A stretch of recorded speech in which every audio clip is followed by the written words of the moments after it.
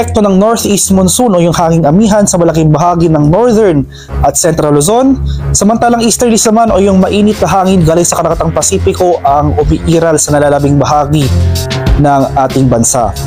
Makikita natin dito sa ating latest satellite images itong mga makakapal na kaulapan na kasalukuyan nakakaapekto sa Mindanao.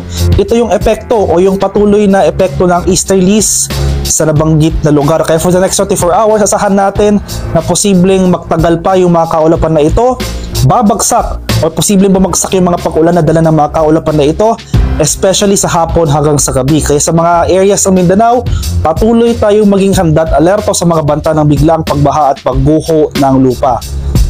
Sa bahagi naman ng Luzon, especially sa eastern section ng Luzon, dahil sa amihan makakaranas rin tayo ng mga kaulapan at pag-ulan, particular na dito sa rehiyon ng Cagayan Valley at sa mga lalawigan ng Aurora at Quezon. Sa Metro Manila